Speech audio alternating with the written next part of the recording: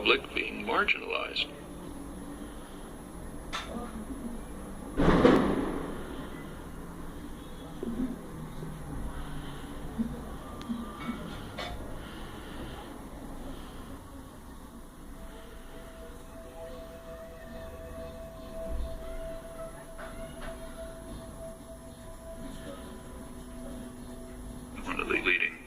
Scientists, Martin Gilens, came out with a study of the relation between public attitudes and public policy. And what he shows is that about 70% of the population has no way of influencing policy.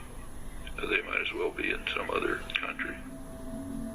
And the population knows it. What it's led to is a population that's angry, frustrated, hates institutions. It's not acting constructively to try to respond to this.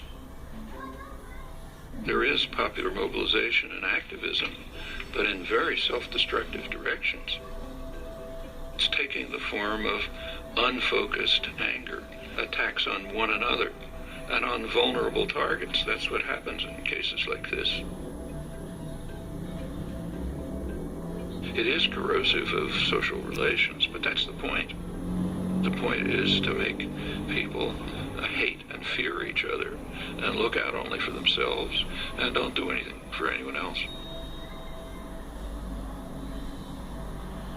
One place you see it strikingly is on April 15th.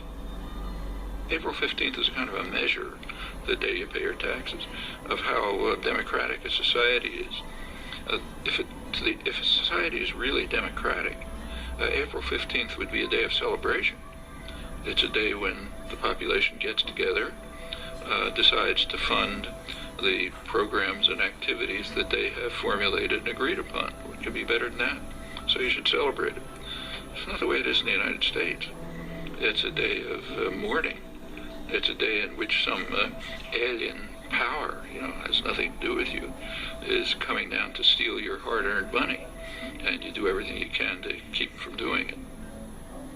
Well, that is a kind of a measure of the extent to which, at least in popular consciousness, democracy is actually functioning. Not a very attractive picture.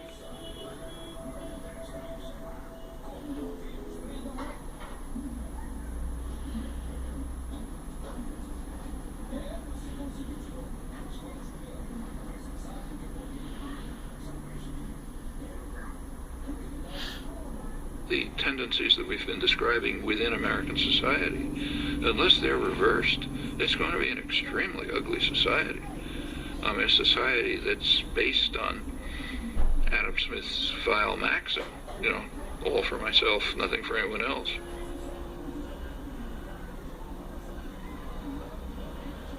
A society in which normal human instincts and emotion of sympathy, solidarity, mutual support, in which they're kind of like driven out. That's a society so ugly, I don't even know who would want to live in it. I wouldn't want my children to.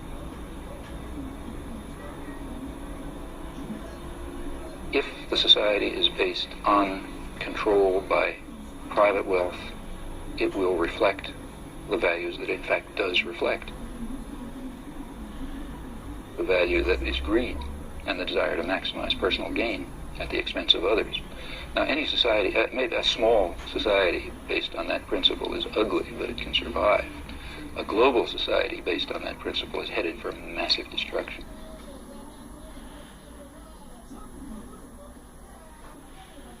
I don't think we're smart enough to design in any detail what a perfectly just and free society would be like. I think we can give some guidelines, and more significant, we can ask how we can progress in that direction. John Dewey, the leading social philosopher in the late 20th century, he argued that until all institutions, production, commerce, media, unless they're all under participatory democratic control, we will not have a functioning democratic society.